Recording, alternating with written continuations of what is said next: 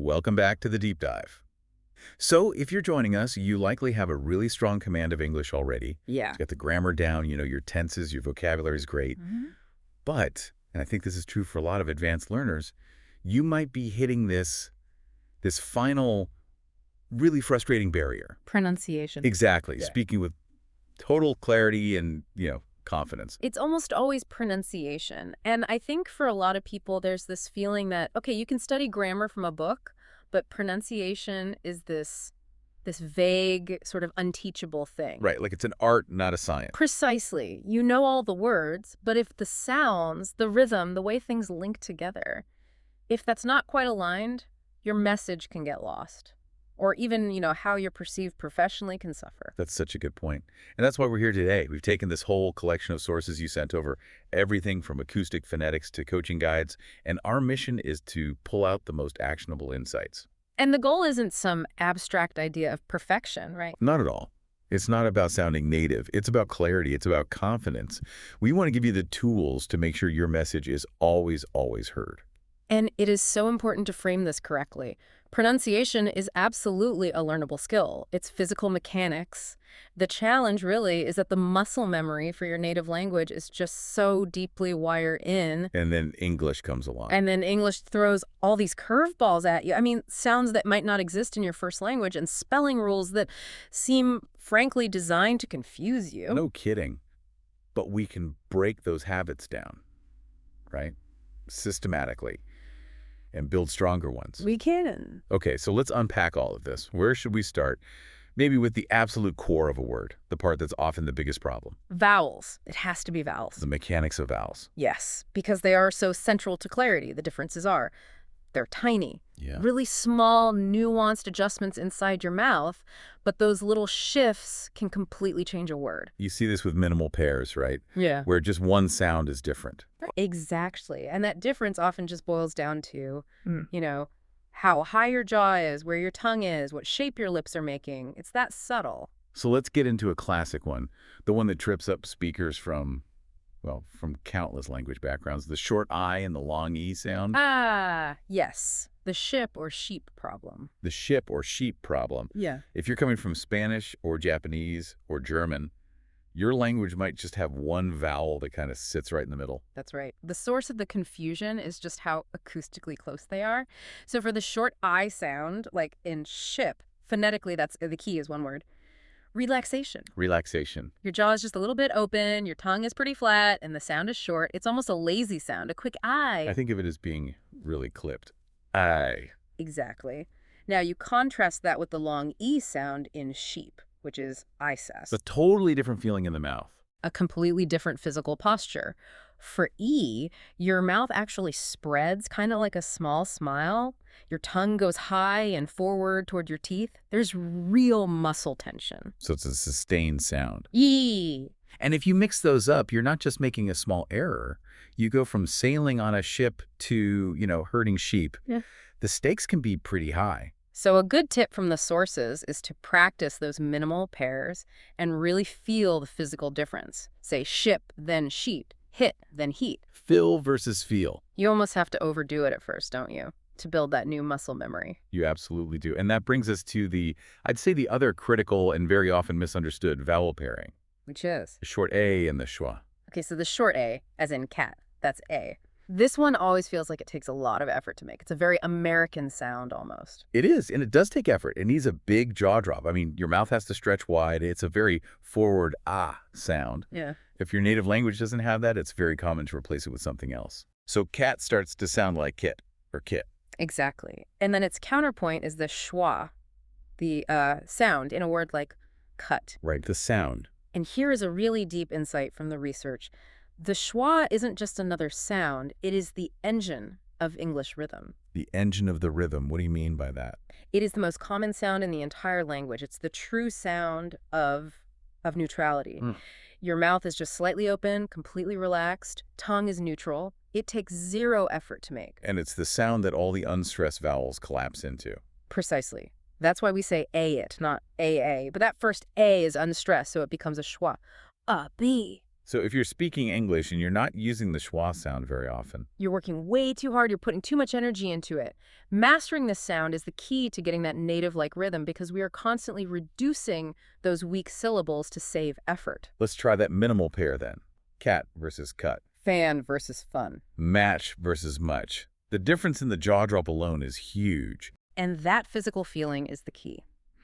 The most actionable tip here, and all the sources agree on this, is to practice in front of a mirror. So you can actually see it. You need that visual feedback. You need to see your jaw dropping for cat and see it staying relaxed for cut.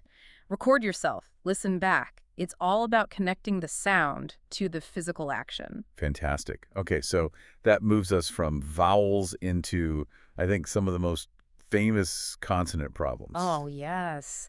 We have to start with the sound. It gives almost everyone trouble. Why is it so hard? Because it's what we call a dental fricative, and it's absent in huge parts of the world. So learners naturally swap it for something easier from their own language, like a higher D or maybe an S or Z. So if someone says sink instead of think or dis instead of this, they're not just getting the sound wrong, they're using a completely different mechanism. A totally different mechanism. The core of the sound is friction, air rushing through a small gap. And to get that, your tongue tip has to go between your teeth. It has to peek out just a little bit. And then, to make it even harder, there are two versions of it. Of course there are. You have the unvoiced F, like in think or math. For that, you just push air. There's no vibration in your vocal cords. You can touch your throat to check, right? Yes, exactly. It should be still. But then for the voiced F, like in this or mother, you use that exact same tongue position, but you turn on your voice. You vibrate the vocal cords, and you should feel a buzz in your throat. That's a great tip. Practice thin versus this. Feel the air, then feel the buzz. Now, what about the other classic challenge, especially for speakers from East Asian language backgrounds? The R and L. R versus L. And we can't just talk about the tip of the tongue for this one, especially not for the American R. Okay, so the L is more straightforward, isn't it? The tip of the tongue touches that ridge right behind your top front teeth. Light, collect. Yep, that's the alveolar ridge. The L is a contact sound. But the R, the American R, is much more complex. It's a retroflex sound. Retroflex, what does that mean? It means the tongue tip actually curls back and up inside the mouth. Or sometimes the whole middle of the tongue bunches up. The key is it doesn't touch anything near the front teeth. So that's the real insight. It's not just not touching, it's actively pulling back. It's an active gesture. It takes real muscle engagement in the middle of your tongue. So practicing light versus right means you're training two completely different muscle actions.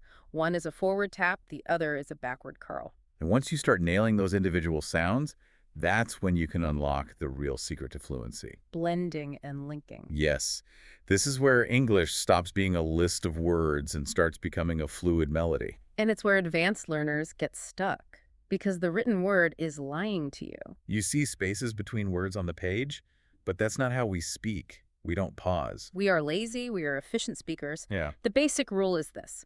When a word ends in a consonant and the next word starts with a vowel, they link up. The consonant sound effectively jumps over to start the next word. Like in, I need a job. Exactly. The D in need links to the A. It becomes, I need a job. Or that example from before, cup of tea. Becomes cup of tea. The P links to the O in of, which is, by the way, reduced to a schwa.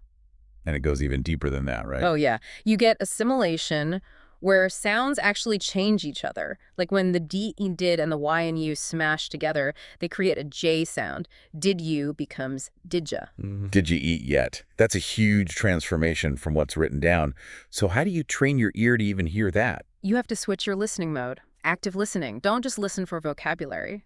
Listen for the flow, where are the pauses, or more importantly, where aren't there pauses.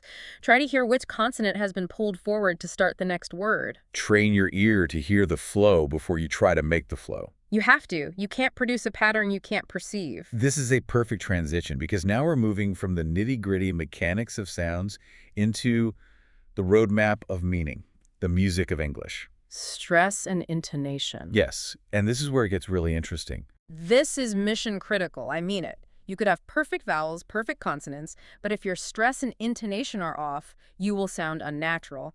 And more importantly, you risk being completely misunderstood. The listener just doesn't know what to focus on. They don't have the roadmap. Let's start with word stress. Every word with more than one syllable has one syllable that gets all the attention. It's louder, it's longer, and it's higher in pitch. And if you stress the wrong one, The word can become unrecognizable even if all the sounds are perfect. Think about this classic trio, photograph, okay, photographer, right. and photographic. The stress literally defines the word. And sometimes it defines the part of speech. This is a brilliant rule for advanced learners to grab onto. Yes, so many English words are spelled the same, but the stress tells you if it's a noun or a verb.